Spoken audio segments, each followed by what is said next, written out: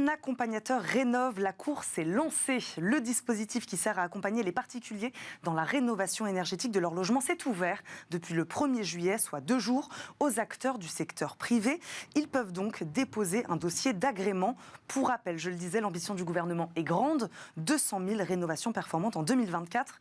Pour en parler, notre invité aujourd'hui est Paul Martin, cofondateur d'Itac, qui accompagne lui aussi les particuliers dans la rénovation de leur domicile. Bonjour. Bonjour Eva. Bienvenue dans Smart Patrimoine, Paul Martin. Merci beaucoup de nous accompagner. Votre ambition, elle est finalement la même que ce dispositif gouvernemental. Expliquez-nous en quoi consiste votre solution exactement. Oui, exactement. On n'a pas attendu que l'État mette le cadre légal pour accompagner les particuliers. Nous, chez Itac, on est parti d'un constat assez simple, que partagent beaucoup de gens en ce moment. C'est que pour un particulier, faire un projet de rénovation énergétique performante, c'est vraiment trop compliqué. Qu'est-ce qui est compliqué ? Il faut savoir quoi faire comme travaux.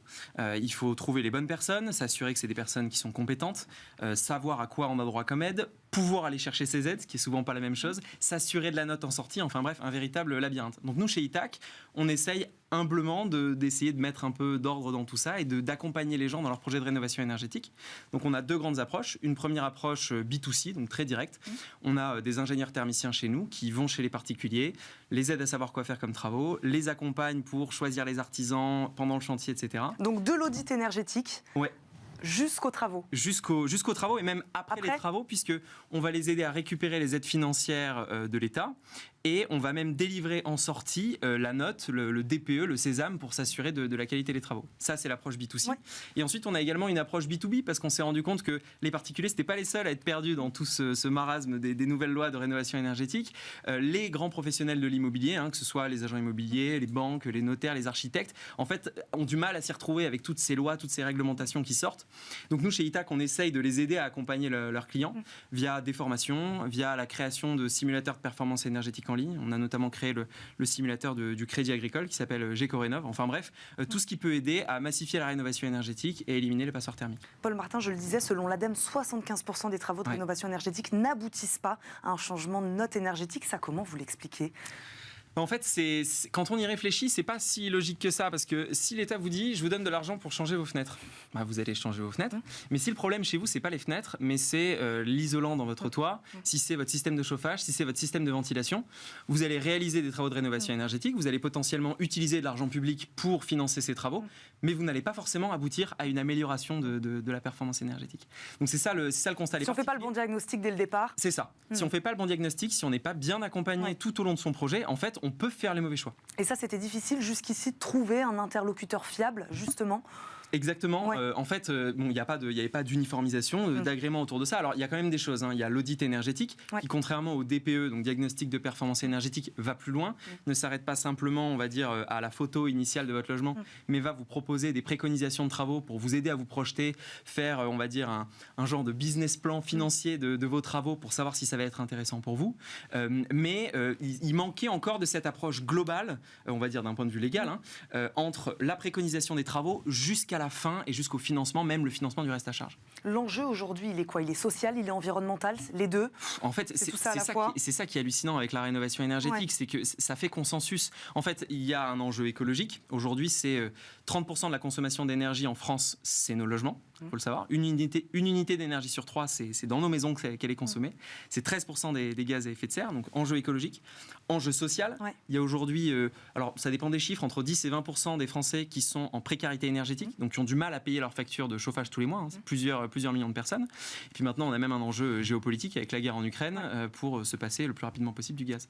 Est-ce que vous pouvez nous expliquer alors rapidement comment fonctionne mon accompagnateur Rénov ? Comment ça marche ? Alors, mon accompagnateur Rénov, comme je le disais, c'est un dispositif légal qui a pour objectif de mettre un peu un cadre, un cahier des charges un peu précis sur finalement ce qu'on faisait déjà nous depuis 2 ans pour accompagner le particulier du début jusqu'à la fin de sa rénovation en ayant un interlocuteur de confiance pour l'aider à avancer dans son projet. L'objectif, c'est d'avoir quelqu'un qui soit de qualité, qui puisse donner des préconisations de qualité et qui soit indépendant dans ses préconisations pour éviter les problèmes d'escroquerie qui sont classiques dans la rénovation énergétique. Mais justement, on en trouve beaucoup de ces problèmes-là, d'arnaques, de fraude. Alors, dans la rénovation énergétique, malheureusement, c'est un peu un fléau. Parce qu'évidemment, dès qu'il y a des subventions, ça attire des escrocs qui veulent se mettre dans le filon et récupérer des aides. En ce qui concerne mon D'où l'intérêt d'un acteur indépendant, voilà, c'est ce que vous dites. Exactement. L'objectif, c'est d'avoir un acteur indépendant, agréés par l'État, qui respectent un certain cahier des charges.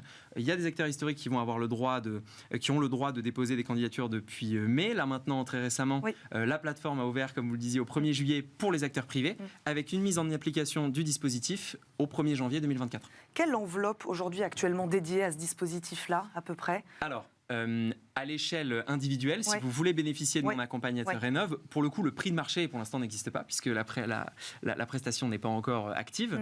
Mais là, ça y est, on commence à avoir un petit peu de visibilité sur les dispositifs de financement de cette prestation, qui vont aller entre 400 et 2000 euros en fonction des revenus du ménage. Au total, à l'échelle globale, c'est une enveloppe de 300 millions d'euros qui va être distribuée sur 3 ans via un programme de certificat d'économie d'énergie, donc un programme qui est financé par les fournisseurs d'énergie pour inciter les particuliers dans leurs projets de rénovation. Par ménage, vous disiez combien ? Entre 400 et 2000 euros. D'accord, c'est suffisant ? Alors, nous aujourd'hui chez Itac, donc même si ce n'est pas mon accompagnateur Rénov' puisque ça n'existe pas encore, la prestation, elle vaut environ 2500 euros. Alors après, ça dépend de la surface de la maison, ça dépend de toute une série de caractéristiques, mais globalement, on commence à peu près à toucher le bon montant. Et dans quel cas ce dispositif, il est obligatoire ou non ? Il l'est pour tout le monde ? Alors, dans la philosophie, ce dispositif, il est obligatoire dès qu'on adresse un projet de rénovation un petit peu complexe.